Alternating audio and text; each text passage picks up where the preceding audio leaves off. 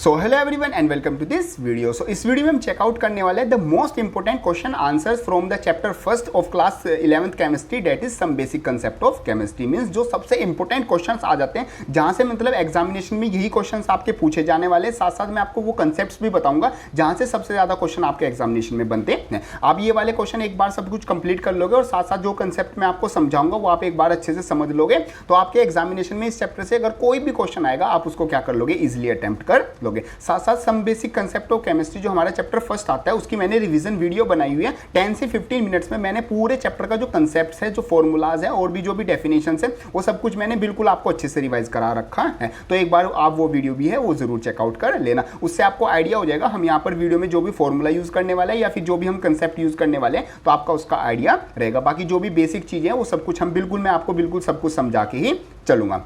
चलो जी शुरू करते हैं। यहाँ पर हमारे पास जो चैप्टर आ जाता है, बाकी सभी वीडियोस और भी जो एक्स्ट्रा हेल्पफुल कंटेंट है उस सबका लिंक आपको डिस्क्रिप्शन में मिल जाएगा। चलो शुरू करते हैं। देखो हमारे पास जो चैप्टर आता है वो आ जाता है basic concept of chemistry, chapter first आ जाता है। और यहाँ पर जो क्वेश्चन आ जाते हैं वो बड़े सिंपल से क्वेश्चन आते हैं। चलो जैसे फर्स्ट क्वेश्चन आ जाता है, बहुत बेसिक सा क्वेश्चन है, 1 मार्क्स में कई बार पूछ लिया जाता है कि मास of the 1 atom of the carbon 12 atom in grams कितना होता है। देखो आपको पता है जो कार्बन का मास होता है, मींस कार्बन का एटॉमिक मास वो 12 ग्राम होता है, बट वो कार्बन का मास होता है। कार्बन में जो एटम्स होते हैं वो कितने होते हैं, वो आपका एवोगैड्रो नंबर के इक्वल होते हैं। तो उसमें से जो सिंगल 1 एटम है उसका मास कितना होगा वो बेसिकली आपको बताना है। तो यहां पर हमारे पास जो सबसे पहले आ जाएगा, हम लिख लेंगे कि सिंपल हमें पता है 1 mole of the carbon 12 atom का मास कितना होता है, वो 12 ग्राम होता है। और वही हम अपना basic concept unitary method use करेंगे कि 1 मोल में हमारे पास एटम्स कितने होते हैं, वो एवोगैड्रो नंबर में 6.022 इंटू 10 की पावर 23 हमारे पास एटम्स होते हैं। तो अगर हमारे पास 1 मोल में इतने एटम्स है तो हम पता लगा लेंगे, और 1 मोल का मास कितना है वो 12 ग्राम है, तो हम पता लगा लेंगे कि सिंपल एक एटम का मास कितना आता है। वही सिंपल डिवाइड कर देंगे, 12 को हम अपना एवोगैड्रो नंबर से डिवाइड करेंगे, वो हमारे पास आ जाएगा 1 एटम का मास हमें आ जाएगा। बाकी ये आपको याद भी होना चाहिए, कई बार एमसीक्यू टाइप क्वेश्चन में आपसे पूछ लिया जाता है। बाकी बड़ा सिंपल सा, ये आप निकाल के भी रख सकते हो। चलो, और इससे जो आपको कंसेप्ट याद रखना है वो आपको याद रखना है एटॉमिक मास यूनिट का। Means what is atomic mass unit, तो 1/12 mass of carbon 12 atom is atomic mass unit. और ये बेसिकली हम अपना यूनिट की तरह यूज करते हैं, जो भी हमारे पास एटॉमिक मास होता है उसकी यूनिट हम एटॉमिक मास यूनिट या फिर यूनिफाइड मास यू, ये हम अपना एक तो AMU यूज करते हैं, या फिर हमारे पास जो U होता है उसको हम यूज करते हैं। U मतलब यूनिफाइड मास और AMU मतलब कि एटॉमिक मास यूनिट, हम ये यूज करते हैं। चलो आगे चलते हैं। नेक्स्ट हमारे पास जो क्वेश्चन आ जाता है, कैलकुलेट द मास परसेंटेज। हमें मास परसेंटेज निकालनी है किसकी, एक तो हमें कैल्शियम की निकालनी है, ठीक है, फास्फोरस की और ऑक्सीजन की। हमारे पास कंपाउंड दिया हुआ है कैल्शियम फॉस्फेट। मींस बड़ा सिंपल सा क्वेश्चन है और बहुत इंपॉर्टेंट क्वेश्चन है, ये वाला एग्जामिनेशन में जरूर पूछा जाता है कि मतलब अलग अलग तरीके से कि कुछ भी आपको कंपाउंड दीजिए उसमें आपसे मास परसेंटेज पूछी जाएगी। और ये कुछ इस तरीके का कंसेप्ट है कि ये अलग से क्वेश्चन भी बन रहा है, बट ये जो बड़े क्वेश्चंस होते हैं, न्यूमेरिकल्स होते हैं, आगे मोलैरिटी और मोलैलिटी का करोगे वहां पर भी आपको ये यूज करने को मिलेगा। चलो यहाँ पर आपके पास कैल्शियम फॉस्फेट है, मींस आपके पास एक कंपाउंड है जिसमें आपका कैल्शियम है, फॉस्फेट है और ऑक्सीजन है। तो आपको बताना है कि इंडिविजुअल जो एलिमेंट है, कैल्शियम हो गया, फॉस्फोरस हो गया, ऑक्सीजन हो गया, ये इंडिविजुअल कितनी मास परसेंटेज क्या कर रहे हैं वहां पर अपनी शो कर रहे हैं, वो आपको बताना है। तो देखो आप यहाँ पर बेसिक कंसेप्ट याद रखो कि जो भी आपको अगर आपको क्या निकालनी है, मास परसेंटेज निकालनी है, किसी भी चीज़ की परसेंटेज निकालनी है, कई बार आपको वॉल्यूम परसेंटेज निकालनी हो सकती है, तो आपको जिसकी भी निकालनी है वो ऊपर रख दो। मतलब कि जैसे मैं कैल्शियम का एग्जाम्पल ले लेता हूँ, कैल्शियम की आपको मास परसेंटेज निकालनी है तो कैल्शियम का मास ऊपर रख दो और फिर आप नीचे रख दो टोटल मास रख दो और इसकी क्या कर दो 100 से सिंपल मल्टीप्लाई कर दो, आपके पास आ जाएगी कैल्शियम की जो मास परसेंटेज है टोटल आपकी किसमें, टोटल आपके कंपाउंड में वो कितनी आती है। तो हम जैसे सबसे पहले तो हम अपना जो कंपाउंड है उसको टोटल मास निकाल लेते हैं, वही मोलिकुलर मास के फॉर्मूले से। जो कैल्शियम का मास होता है 40 और 3 टाइम्स है तो 3 से मल्टीप्लाई, फॉस्फोरस का मास होता है 31 और ऑक्सीजन का मास होता है 16, ट्वाइस है तो डबल हम कर देंगे, दोनों का डबल इसका कर दिया, और ये 4 था तो 4 का डबल 8 यहाँ पर हो गया। तो हमारे पास जो टोटल मास आ गया molecular mass of calcium phosphate वो आ गया 310 ग्राम, ये हमारे पास मास आ गया। अब वही अब सेम बेसिक कंसेप्ट लगाएंगे हम अपना कि कैल्शियम का निकालेंगे तो calcium mass upon total mass रख देंगे इंटू 100। अब फॉस्फोरस का निकालेंगे तो फॉस्फोरस का मास, अब फॉस्फोरस का मास आपको यहाँ पर एटॉमिक मास नहीं रखना है, फॉस्फोरस का मास आपका कंपाउंड में कितना है वो रखना है। जैसे फॉस्फोरस P कितनी बार है, P यहाँ अंदर एक बार है और बाहर अगर होल ट्वाइस है तो उसका मतलब P 2 बार है। एक का मास होता है एटॉमिक मास 31 और डबल टाइम है तो 62 मास हो गया, तो 62/310 इंटू 100 ये आपका मास आ जाएगा। ऐसे ही ऑक्सीजन का निकालेंगे, ऑक्सीजन कितनी बार है 4 2 जा 8, 8 बार आपका ऑक्सीजन है तो 128/310 ये आपका क्या आ जाएगा, ऑक्सीजन का जो है वो मास परसेंटेज आ जाएगी इन कैल्शियम फॉस्फेट। इस तरीके से आपके यहाँ पर क्वेश्चन बनते हैं। इस क्वेश्चन को कई तरीकों से आपसे पूछ लिया जाएगा। आपको यहाँ पर जो कैल्शियम फॉस्फेट है उसकी जगह कोई और कंपाउंड दे दिया जाएगा और उसके जो भी आपके कॉन्स्टिट्यूएंट्स पार्टिकल्स हैं, एलिमेंट्स हैं, उन सब का आपका क्या पूछ लिया जाएगा, मास पूछ लिया जाएगा। ये आप इस तरीके से निकाल सकते हो। और यहाँ पर ध्यान रखना ये जो तीनों परसेंटेज है इन तीनों को प्लस करके आपका क्या आएगा, हमेशा 100% ही आएगा। आप ऐसा भी कर सकते हो, 2 का निकाल लो और तीसरे का क्या कर दो, 100 में से माइनस कर दो, थर्ड का भी आपका निकल जाएगा। ठीक है जी, चलो आगे चलते हैं। नेक्स्ट हमारे पास जो क्वेश्चन आ जाता है वो आ जाता है hydrogen gas is prepared in the laboratory. Hydrogen gas को लेबोरेटरी में बनाया जा रहा है बाय डाइल्यूटिंग HCl को डाइल्यूट किया जा रहा है, मतलब उसमें वाटर मतलब कि जिंक के साथ, हाँ जिंक के साथ उसे डाइल्यूट करके उसको सॉरी HCl एक डाइल्यूट HCl लिया हुआ है, उसको जिंक के साथ, हाँ जिंक के साथ रिएक्ट कराया जा रहा है और आपकी हाइड्रोजन गैस लिबरेट हो रही है। तो वो पूछ क्या रहा है, इस तरीके से आपकी इक्वेशन है कि Zn प्लस का 2HCl गिव्स ZnCl2 प्लस का H2 ये आपको दे रहा है। ठीक है, चलो उसने कहा है कि calculate the volume of hydrogen gas, means आपको हाइड्रोजन गैस बतानी है कि कितनी बनेगी, हाइड्रोजन गैस आपको बतानी है कितनी बनेगी लिबरेटेड एट द STP पे। और आपका जो 32 ग्राम ऑफ जिंक, अगर आप जिंक यूज कर रहे हो 32.6 ग्राम और HCl और 1 ग्राम और जो 1 मोल है गैस का, ठीक है वो कितना ऑक्यूपाई करती है, 22.7 लीटर ऑक्यूपाई करती है। ठीक है, बेसिक चीजें दे रखी है और उसने एटॉमिक मास दे दिया 60.52 का। देखो बड़ा सिंपल सा क्वेश्चन है, क्वेश्चन की पहले मतलब कि सिंपल जो नेटिव चीज है वो समझो। तो उसने कहा है कि आप हाइड्रोजन गैस बना रहे हो with this equation, means Zn plus का 2HCl is equal to ZnCl2 plus का हाइड्रोजन। ये आपकी क्या बन रही है, एक इक्वेशन बन रही है। और इक्वेशन में आप ध्यान रखना एरो के लेफ्ट साइड हमेशा रिएक्टेंट्स होते हैं और राइट साइड आपके क्या होते हैं, प्रोडक्ट्स होते हैं। और total mass of the reactant is always equal to total mass of the product. और इसी कंसेप्ट को हम यहाँ पर यूज करने वाले हैं। अब उसने पूछा है कि हाइड्रोजन का कितना मास हमारा बनेगा। तो हाइड्रोजन का अगर आप देखो इस इक्वेशन के हिसाब से देखो तो अगर आपका 1 mole of Zn 2 mole of HCl से रिएक्ट करेगा तो आपके 1 मोल ऑफ H2 बनेगा। अब हम यहाँ पर उस चीज को मास में कन्वर्ट कर लेंगे, कैसे, देखो उसने कहा कि जो 32 gram of 32.65 gram of Zn है वो रिएक्ट करता है HCl से, तब उस केस में आपको बताना है कि हाइड्रोजन गैस आपकी कितनी बन रही है। और यहाँ पर केस आ जाता है जो STP पे है, STP मतलब स्टैंडर्ड टेम्परेचर प्रेशर पे आपका 65.3 जो आपका Zn है वो कितने से रिएक्ट करता है, वो 1 मोल ऑफ गैस मतलब जो हमारी HCl है उससे रिएक्ट हमारा 1 मोल ऑक्यूपाइज, इतना हमारे पास रिएक्ट करता है। तो भी आपको सिंपल बताना है कि अगर मैं 32 ग्राम ऑफ Zn लूंगा तो मेरे पास कितनी हाइड्रोजन बनेगी। तो बेसिक कंसेप्ट वही लग रहा है कि अगर भाई 65.3 ग्राम ऑफ Zn कितने से रिएक्ट करता है, HCl से रिएक्ट करता है और मेरे पास 22.7 ऑफ H2 गैस बनती है। तो हमें बताना है अगर मैं 32 gram of 32.65 gram of Zn लूंगा तो मेरा कितना बनेगा। तो वही यूनिटरी मेथड कि 32 में हमारे पास कितना बनेगा, 22.7 इंटू 32.65 इज इक्वल टू हमारे पास इतना बनेगा। क्या लगा हुआ है देखो मैं आपको बता देता हूँ एक जस्ट अ सेकंड। हाँ जी, उसने बताया था कि जो 60.53 है वो Zn वो कितना बनाता है, वो मेरे पास 22.7 H2 की गैस बनाता है। तो अगर मैं यहाँ पर 1 Zn ले लूँगा तो मेरे पास आ जाएगा 22.7 अपॉन 65.3 और मेरे को कितनी Zn मिली हुई है, मेरे को 32.65, तो इसको मल्टीप्लाई कर देंगे 32.65 से।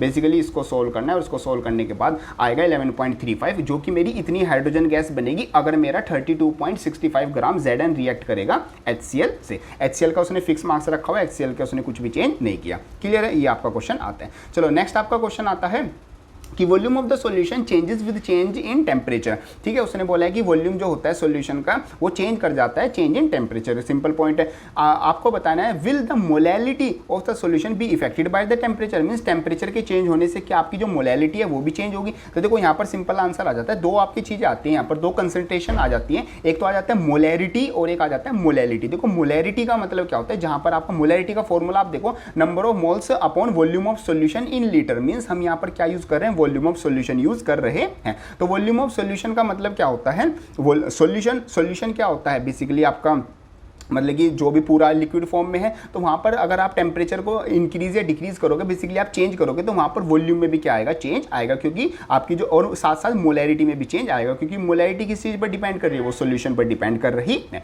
बट यहाँ पर बात हो रही है हमारी मोलैलिटी की। अब मोलैलिटी किसके इक्वल होती है, molality is equal to number of moles of solute upon volume of solution in basically mass of solution, sorry volume of solution नहीं, मास ऑफ सोल्यूशन। आपका मास क्या होता है, यूज होता है। तो यहाँ पर मास क्या होती है, फिक्स क्वांटिटी क्वांटिटी होती है तो मास हमारा टेम्परेचर पर डिपेंड नहीं करता, तो इसी वजह से हमारी जो मोलैलिटी है वो भी डिपेंड नहीं करेगी टेम्परेचर पर, और टेम्परेचर में चेंज होने से मोलैलिटी में हमारा कोई भी चेंज हमारा नहीं होगा। तो यहाँ पर हम सिंपल लिख देंगे temperature has no effect on molality, because molality क्या होती है, मास पर डिपेंड करती है और टेम्परेचर पर उसका कोई इफेक्ट नहीं होगा। क्लियर है? चलो आगे चलते हैं। नेक्स्ट हमारे पास क्वेश्चन आता है, एक न्यूमेरिकल टाइप क्वेश्चन है, बड़ा इंपॉर्टेंट क्वेश्चन है एग्जामिनेशन में। इसी टाइप का जो लॉन्ग क्वेश्चन है वो आपसे हमेशा पूछा जाएगा। उसने बोला है कि जो कैल्शियम कार्बोनेट है वो रिएक्ट करता है HCl से और हमें दो कंपाउंड मिलते हैं CaCl2 और कार्बन डाइऑक्साइड गैस निकलती है according to the reaction given below, और मतलब ये वाली रिएक्शन हमारी यूज होती है। अब उसने पूछा है कि what mass of the CaCl2 means आपको CaCl2 का मास बताना है कितना बनेगा अगर आप 250 ml ऑफ 0.7 m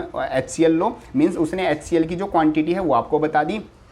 साथ में उसने कहा कि react with 1000 gram of CaCO3, और CaCO3 उसने क्या दे दिया, 1000 ग्राम आपको दे दिया। होप करता हूँ आपको ये दिख रहा होगा इसको, मतलब कि चलो अभी तो 1000 इतना तो दिख रहा होगा, यहाँ पर लिखा हुआ है बाकी। तो उसने हमें दोनों चीज़ बता दी कि 1000 ग्राम आपका तो CaCO3 है और 250 ml इसको मास में कन्वर्ट कर लो, मतलब है कि हम मान लेते हैं x ग्राम आपका मास आ जाएगा, वो भी सोल्व करके दिखाएंगे।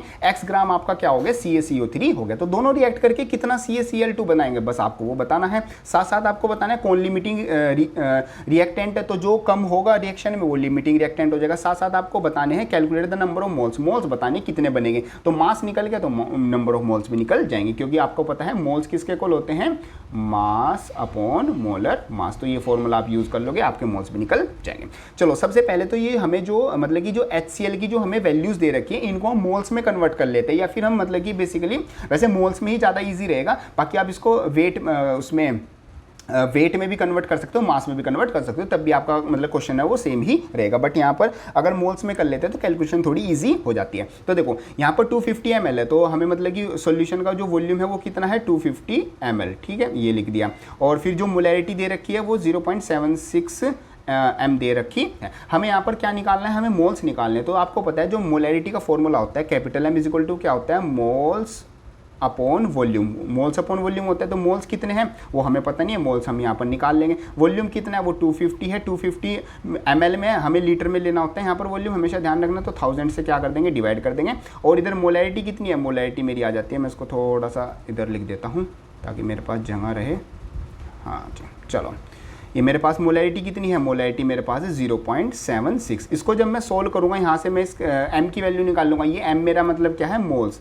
तो मोल्स की मेरी वैल्यू हम डायरेक्ट यहाँ से देख लेते हैं। मोल्स मेरे आ जाएंगे 0.19 मोल्स। मीन्स जो HCl है वो कितने मोल्स उसने हमें दिए हुए हैं, वो 0.9 मोल्स दिए हुए हैं। और मास उसने कितना, CaCO3 का मास उसने 1000 ग्राम दिया था, इसको भी मोल्स में कन्वर्ट कर लो क्योंकि सारी चीज़ सेम सेम आ जाएंगी। तो 1000 ग्राम का मतलब है आपके 10 मोल्स। मोल्स आप निकाल लोगे मास अपॉन मोलर मास, तो मास ये दिया हुआ है, मोलर मास 100 होता है किसका, CaCO3 कैल्शियम कार्बोनेट का, 10 मोल आपके आगे। तो यहाँ से हमें एक चीज़ पता चल गई कि हमारे पास जो रिएक्शन है उसमें जो 10 मोल है, अगर अकॉर्डिंग टू द रिएक्शन जो है वो हम देखें तो यहाँ पर 1 मोल ऑफ CaCO3 कितने से रिएक्ट करता है, 2 मोल ऑफ HCl से रिएक्ट करता है। तो मतलब 1 किस से रिएक्ट कर रहा है, 1 आपका 2 से रिएक्ट कर रहा है, और 1 मोल ऑफ CaCl2 बना रहा है। बट यहाँ पर हमारे पास जो मोल्स ऑफ CaCO3 कितने अवेलेबल हैं, वो हमारे पास 10 अवेलेबल हैं। तो 10 को कितना चाहिए होगा, 10 को हमारे पास क्या चाहिए होगा, 20 HCl के मोल चाहिए होंगे, तब जाके हमारे पास जो CaCl2 वो बनेगा।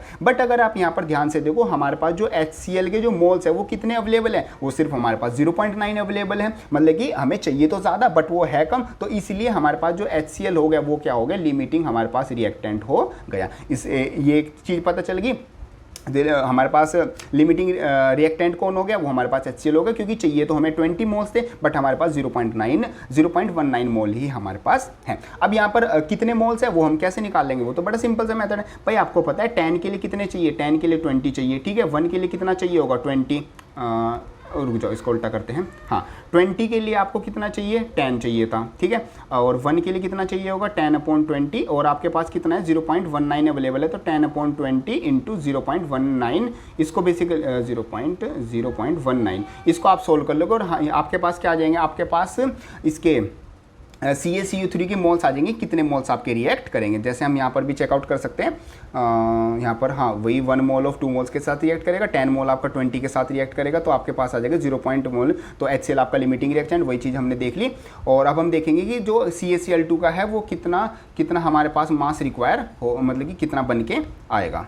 चलो ये आ जाएगा हमारे पास। जैसे देखो हमारे पास क्या था वही 0 पॉइंट, अगर इक्वेशन को भी साथ साथ देख के चले, हाँ 0 पॉइंट जो 19 मोल था वो of HCl 1 mole of CaCl2 के साथ रिएक्ट करके 2 मोल ऑफ HCl वो कितना बना रहा था 0.95 मोल ऑफ CaCl2 बनाएगा। ठीक है, मतलब कि जैसे 1 2 के साथ रिएक्ट करके 1 बना रहा था, तो ऐसे ही 0.9 HCl के और 1 मोल ऑफ CaCl2 का कितना बनाएगा CaCl2 0.095 मोल बनाएगा। और मतलब कि यही तो आंसर है बेसिकली। हाँ मतलब इसको भी जब सोल्व करेंगे तो 0.095 हमारे पास इतने मोल्स आपका आंसर आ जाएगा। तो ये मतलब CaCl2 के हमारे पास इतने मोल्स बनेंगे कब, जब हमारे पास जो CaCO3 है वो 1000 इतना हो और जो HCl है वो हमारे पास इतना हो। अब उसने साथ में हमसे क्या पूछा था, नंबर ऑफ मोल्स और मास तो नहीं पूछा, नहीं उसने बस मोल्स ही पूछा था, तो मोल्स हमारे ये निकल गए, तो हमारे पास ये मास आ गया। साथ साथ आप मास भी निकाल सकते हो, mass is equal to number of moles is equal to mass upon number of mass, उस फॉर्मूले से आप मास भी निकाल सकते हो। तो इस तरीके से आपके क्वेश्चन आते हैं।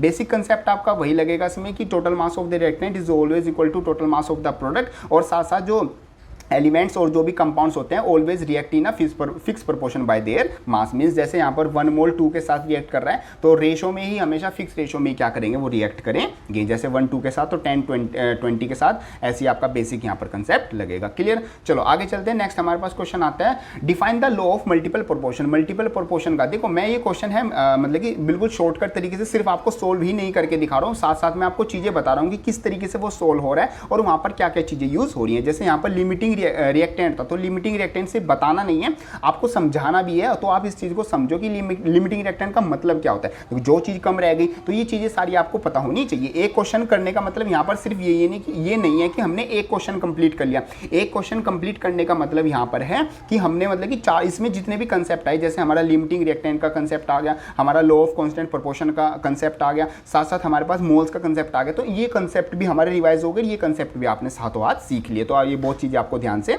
समझ लिए। चलो बाकी ये क्वेश्चन, तो ये वाले क्वेश्चन बिल्कुल मत छोड़ना, एग्जामिनेशन में आपको जरूर ये देखने को मिलेंगे। मल्टीपल प्रोपोर्शन आपको डिफाइन करना है। बेसिकली मल्टीपल प्रोपोर्शन का मतलब क्या होता है कि जैसे अगर आपके बेसिकली दो एलिमेंट है वो अलग अलग रेशो में आपके क्या करते हैं, जैसे आपका ये ए हो गया और ये आपका बी हो गया, ये दोनों प्लस करके क्या बनाते हैं, कुछ AB2 मान लेते हैं, AB2 आपका कंपाउंड बनाते हैं। और ऐसे आपका ए और बी है ये अलग से आपका रिएक्ट करते हैं और ये A2 और B2 आपका अलग से कुछ कंपाउंड बनाते हैं। एग्जाम्पल के तौर पर बता रहा हूँ, तो यहाँ पर अगर मैं ए का मास फिक्स कर दूँ तो ये हमेशा मेरा जो बी है ये हमेशा मेरा किस चीज में होगा, रेशो में हमारा मास होगा। इसी को हम बोलते हैं law of multiple proportion. Explain with 2 example ले लेते हैं। एग्जाम्पल हम ये ले लेते हैं, देखो हाइड्रोजन का 2 ग्राम हमने लिया, ऑक्सीजन का 16 ग्राम लिया, तो हमारे पास H2O बनता है जो कि 18 ग्राम मास होता है। ऐसे हम अगर हाइड्रोजन का 2 ग्राम ही मास रखूं बट मैं ऑक्सीजन का क्या कर दूं 16 ग्राम कर दूं, मींस मैंने यहाँ पर O2 ले लिया, तो मेरे पास क्या बनेगा H2O ही बनेगा 34 ग्राम। अब यहाँ पर जो ये 16 और जो 32 ग्राम है ये हमेशा किस चीज में होगा, हमारा रेशो में 1:2, और ये हमारा क्या होगा हमेशा फिक्स ही होगा। इसी को हम क्या बोलते हैं, लॉ ऑफ मल्टीपल प्रोपोर्शन बोलते हैं। उसने पूछा how does this law point two the existence of atoms, means atoms exist करते हैं, ये मतलब ये लॉ किस तरीके से स्टेट करता है। तो देखो सिंपल सी बात है, it demonstrate that there are constituents that combine in specific manner. Means यहाँ पर क्या बात आ रही है कि जो भी एटम्स हैं वो फिक्स रेशो में अगर मतलब कंबाइन कर रहे हैं, तो फिक्स रेशो का मतलब है कि जो एटम्स है वो भी क्या होते हैं, एक नंबर की डिफाइन में होते हैं। जब भी तो फिक्स नंबर होते हैं कि 1 कर रहे हैं या फिर 5 कर रहे हैं, फिर 6 कर रहे हैं, या फिर 7 एटम आपस में क्या कर रहे हैं, ज्वाइन कर रहे हैं, तो मतलब कि जो एटम्स हैं वो मतलब कि नंबर्स में प्रेजेंट आपके होते हैं। ये रेशियो इस चीज को डिफाइन कर रहा है। These constituents could be atom, और ये एटम ही होते हैं। As a result the law of multiple proportion demonstrate the existence of atom that combine to form molecules. Means atom individual होते हैं और वो मिल के आपके क्या बनाते हैं, मिलके आपके मॉलिक्यूल बनाते हैं। नेक्स्ट क्वेश्चन पे चलते हैं। सबसे इंपॉर्टेंट क्वेश्चन है यहाँ से, ये मोलैलिटी और मोलैलिटी वाले तो क्वेश्चन आपके सबसे इंपॉर्टेंट है, ध्यान रखना, ये क्वेश्चन एग्जामिनेशन में पक्का आएंगे। उसने दिया है density of the 3 molar. Molar का मतलब क्या होता है, जो मोलैलिटी होता है। Solution of NaOH is equal to this. उसने ये डेंसिटी दी हुई है, कैलकुलेट द मोलैलिटी। मोलैलिटी आपको निकालनी है। देखो यहाँ पर ये बेसिक कंसेप्ट से बताया है, मैं आपको एक फॉर्मूला भी बता देता हूँ। जो मोलैलिटी होती है मीन्स स्मॉल m, आप ध्यान रखना, ये हो गया small m। Small m is equal to capital M into 1000 upon D into 1000 plus का मोलर मास। ठीक है, ये फॉर्मूला आप याद रखना। ये डायरेक्ट आप फॉर्मूला यूज कर लेना जब भी आपको मोलैलिटी दी हुई हो और आपको मोलैरिटी निकालनी हो, या फिर आपको मोलैरिटी दी हुई हो और आपको मोलैलिटी निकालनी हो। तो देखो स्मॉल m कितना है, वो हमारा 3 है। ठीक है, कैपिटल M मेरे को पता नहीं, ये हो गया मेरा 1000 अपॉन डेंसिटी कितनी है 1.110 इंटू ये हो जाएगा 1000 और plus NaOH molecular mass of NaOH। NaOH का मोलिकुलर मास कितना होता है, Na मेरा 32 होता है ना, नहीं 23 होता है, सॉरी 23 प्लस ऑक्सीजन मेरा 16 और ये हो गया 1, तो 6 3 9 और 10 कैरी 1 2 3 4, ये हो गया 40, तो ये हो गया मेरे पास 40 आएगा ना पूरा। हाँ चेक कर लेते, 23 मास और ऑक्सीजन का 16 और हाइड्रोजन का 1, तो 6 7 7 3 10 0 1 2 3 4, हाँ 40 आएगा। तो 40 इसको सोल्व कर लेना। इसको जैसे हम सोल्व करेंगे यहाँ से हम m की वैल्यू निकाल लेंगे, इस पहले इन दोनों को मल्टीप्लाई कर देंगे, जो आंसर आएगा उसमें प्लस कर देंगे, ये आएगा इन पॉइंट से तो 3 0 कट जाएंगी, इसको 40 प्लस करेंगे तो सिंपल हम यहाँ से इसको सोल्व करके जो कैपिटल M की वैल्यू निकालेंगे तो वो हमारी क्या आएगी 2.97 जैसे इन्होंने दी है, फिर 3 मोल सी हम लिख सकते हैं जैसे यहाँ पर सोल्व करके आई हुई। तो ये आप अपना फॉर्मूला यूज़ कर सकते हो। साथ साथ मैं आपको एक और फॉर्मूला बताता हूँ, ये मेरा फॉर्मूला है मोलैरिटी निकालने का, कब, जब मेरे को डेंसिटी दी हुई हो और मास परसेंटेज दिया हुआ। तो यहाँ पर आप यूज़ करना formula density into mass percentage into 10 molar mass, ठीक है। ये एक फॉर्मूला याद रखना। ये सारे जो शॉर्टकट फॉर्मूलाज हैं ये सारे मैंने अपनी रिवीजन वीडियोस में बता रखे हैं, तो वहाँ से आप चेकआउट जरूर कर लेना। ये फॉर्मूला आपका है मोलैरिटी के लिए, ठीक है। मोलैरिटी जब आपको निकालनी हो, डेंसिटी मास परसेंटेज दे रखा हो, तो डायरेक्ट फॉर्मूला यूज़ करो,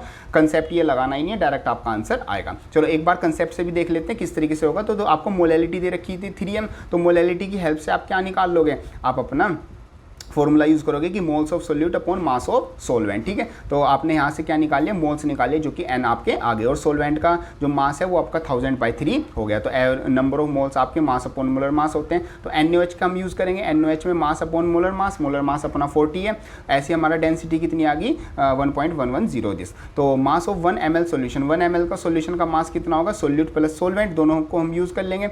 सोल्यूट प्लस सोलवेंट, n हमारे पास कितना आ गया, n हमारे पास आ गया 2.97 मोल, जो कि हमें मतलब गिवन, ये वाले तो गिवन नहीं है, ये वाले हमारे पास 2.97 मोल। अच्छा इन दोनों को प्लस करके मतलब जो ये सोलवेंट है और सोल्यूट है दोनों को प्लस करके हमारे पास क्या जाएगा, इतने सोल्यूशन, और हम मोलैलिटी निकाल लेंगे, डायरेक्ट हमारे पास ये आ जाएगा। बैटर ये वाला मुझे इतना खास मेथड नहीं लगा, ये आप ये डायरेक्ट फॉर्मूला वाला यूज़ करना, इस तरीके से आपका सारा आंसर हो जाएगा। Clear point. चलो अब फिर नेक्स्ट चैप्टर आ जाएगा, नेक्स्ट चैप्टर हम नेक्स्ट वीडियो में करेंगे। सो इस तरीके से आपका आ जाता है पूरा चैप्टर क्लास 11 केमिस्ट्री का, जो चैप्टर फर्स्ट आ जाता है some basic concept of chemistry. इसमें सबसे जो मोस्ट इंपॉर्टेंट क्वेश्चन आंसर है, साथ साथ मोस्ट इंपॉर्टेंट जो कंसेप्ट है, यहीं से आपका क्वेश्चन एग्जामिनेशन में आने वाला है। इससे बाहर आपका कोई भी क्वेश्चन आंसर नहीं आएगा। साथ साथ रिवीजन वीडियो बनाई हुई है क्लास 11th की, फिजिक्स की, मैथ्स की, सब वीडियोस चैनल पर अपलोडेड है। बेसिक कंसेप्ट भी, न्यूमेरिकल्स भी, साथ साथ आपकी important topics and important question answer की भी सारी वीडियो चैनल पर अपलोडेड है। सब चीज़ों का लिंक जो है वो आपको डिस्क्रिप्शन में मिल जाएगा। सो होप करता हूँ ये वीडियो आपको अच्छी लगी होगी, ये वीडियो हेल्पफुल भी लगी होगी।